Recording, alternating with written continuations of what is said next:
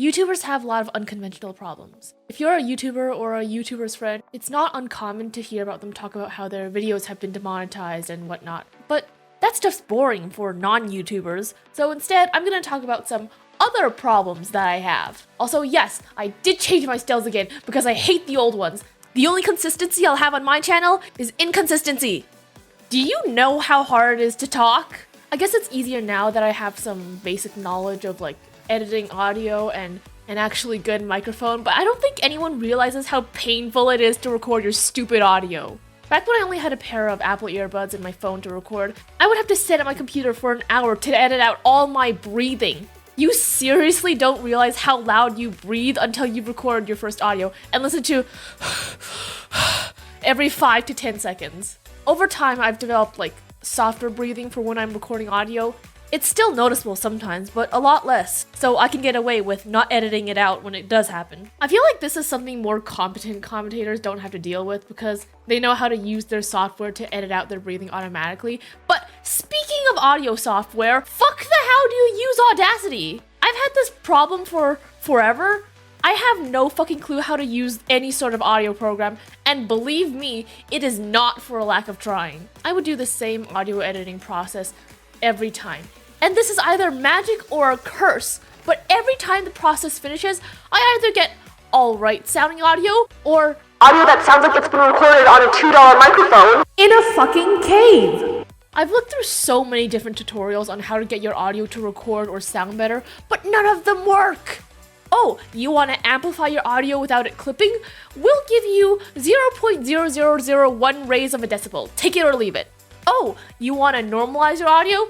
Okay, we'll just take the parts where you're yelling and turn that down so it doesn't clip. But your audio when you're talking is going to be non-existent. What's that? You want to improve the quality of your audio and make it sound clearer? How about I make it sound like you were talking into a pillow instead? I can't even record in Audacity because for some goddamn reason, even with my microphone sensitivity turned all the way up, the audio records as teeny little spikes. The only workaround that I found, and I guarantee you no other YouTuber does this because I know they record their audio straight into Audacity, was recording using a fucking voice changer and OBS. For the longest time, I thought that maybe my mic was bad and I needed to buy a new one, until offhandedly, I bought a new voice changer for shits and giggles. And when I used the hear myself option in the voice changer, I discovered my mic was perfectly fine the whole time. So what the fuck was the problem? Now I've developed a system in which I would turn off the capture audio from mic option in OBS and turn on the capture audio from your PC option. Click the clean voice changer and record. And this seems to work best because not only do we not have to edit out background noise, but also because for some reason this voice changer makes it so that your audio doesn't clip too bad. I really shouldn't be surprised anymore that anything I have to do is a convoluted mess that people will look at and go, what the hell is wrong with her? On the same note about audio, I fucking hate recording. You don't know how much I envy people who grew up speaking English from the second they opened their mouths, because I'm positive this problem stems from the fact that I'm bilingual. Although I don't have a detectable accent, it's very hard for me to articulate clearly, like, at all. And this is only a problem for English. I can speak Mandarin clearly without slurring just fine, but every time I record, I dread having to speak, especially with the S sounds. I've got like a slight lisp that isn't noticeable, but it sure does like to come out whenever I'm fucking recording. And it's so annoying too because I know how to make the S sound, but sometimes it just refuses to pronounce properly. This is also the reason why I can never rap, and it makes me extremely sad. Also, I'm pretty sure the other commentators all hate me. I am well aware that this is a thought completely made up by me, in my head, and probably a byproduct of how I choose not to interact with people. But let me explain. Usually you'll see commentators interact with each other in the comment section or on Twitter or whatever. But that's never happened with me. I've talked to maybe 5 commentators in my lifetime, and most of those were very short 2-minute interactions. And then never again. I'm pretty sure that this is because 1, I never comment on anyone's videos or interact with them on social media, and 2, that I hate messaging people that I don't know because I have the social skills of a seahorse on some of that good coral. It's not that I don't want to talk to people, but at the same time, there's an unreasonable amount of anxiety I get when I talk to people I don't know, so yeah, I don't want to talk to people. It really is a vicious cycle. The alternative explanation that my anxiety-smoking, depression-using brain has come up with is that everyone either doesn't know I exist, or I trying desperately to pretend that I don't in hopes that I'll go away and never bother them again. I know this is a lie, but my god is it hard not to think it's true sometimes. If you're a commentator who happens to be watching this, none of this is directed at you. Comment something funny if you don't hate me. Do you ever wonder why I take like 3-month breaks very regularly, even though my videos always come out the same quality of garbage? I'm indecisive as fuck, and I take at least 2 weeks minimum to process information. I've gotten a lot of inspirations from my channel. I really love H-Bomber guys. I'm about to have 6 different mental breakdowns approach to commentary, but I also love the Right Opinion's very calm and analytical style. This amalgamates into one video being relatively calm and collected, and the next one being a flaming dumpster fire of emotions. Which I'm gonna be real with you, the latter is my natural state. I'm always swinging back and forth when I'm thinking about how I want to present my next video, and often write out a script, leave it for 4 months, and then come back to rewrite the entire thing with such a tonal difference that you would have thought 2 different people just had the same opinion on a topic. There's also the problem that I'm pretty sure I'm brain dead, and only 0.1% of my brain is functional at this point. Research and script writing take time, that's undeniable. But for me, the process that takes the longest is actually processing the information to form an opinion. It's not strange to see me take 2 months just to think about the same topic from 7 different angles, 18 times over before I decide on how I feel about the topic. My original Aaron Clover video, that took 3 months of just thinking about it. 3 months it was at the back of my head as I tried to figure out how I feel about things. I also get serious anxiety after I post a video. It usually takes about a day or 2 after I post, but during that time period, I start wondering, is the video actually good? Am I somehow wrong? Why am I wrong? Did I do enough research for the video? What if people completely missed the point I was trying to make? Thankfully, this anxiety goes away after about a week, but this also prevents me from uploading with any sort of frequency. While obviously this is very unhealthy for me mentally, I am glad on some level that this anxiety has kept me grounded, prevented me from floating into the sky with my air-filled, overblown head, believing that I am somehow, for some reason, the best, and that everyone who disagrees with me must be a plebeian. I am working on a way to gradually overcome this anxiety and find a better way to ground myself. Don't worry. And Yardney, I'll go to therapy later, just let me finish. I also would like to talk about commentary as a genre.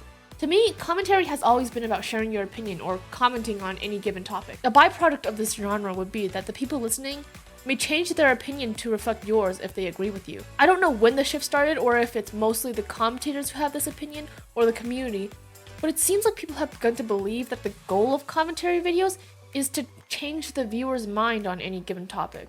I feel like people forget it's actually okay to have differing opinions and not agree with someone entirely and still peacefully coexist.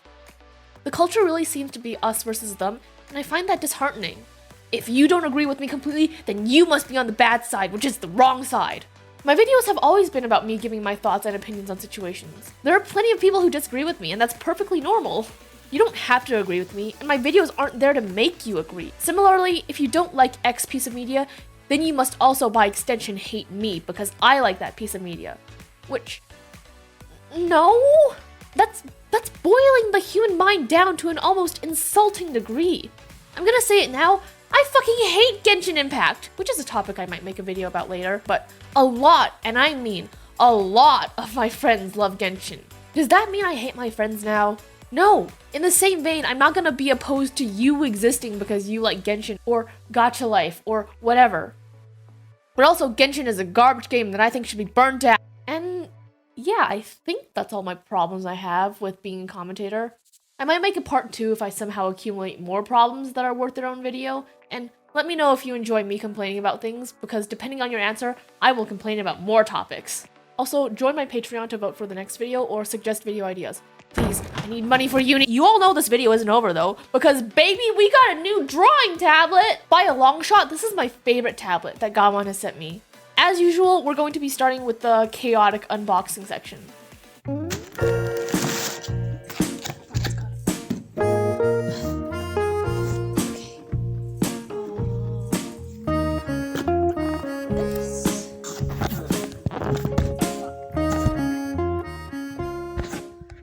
There we go. Let's get this open, shall we? Here's what the box looks like. Opened up. Nope, that's okay. So, here is the casing that you would put your tablet in if you were to, take it anywhere and you didn't want it to get scratched. So, that's what that is.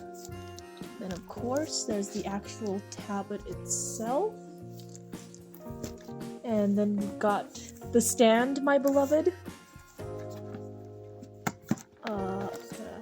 Put that here. And here's the battery-free pen.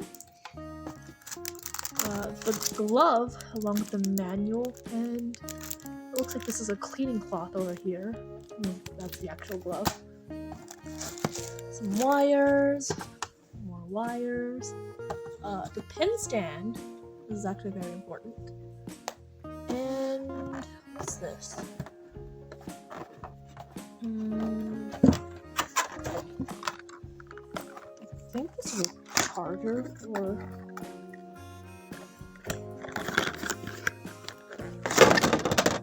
Yep, that's the charger.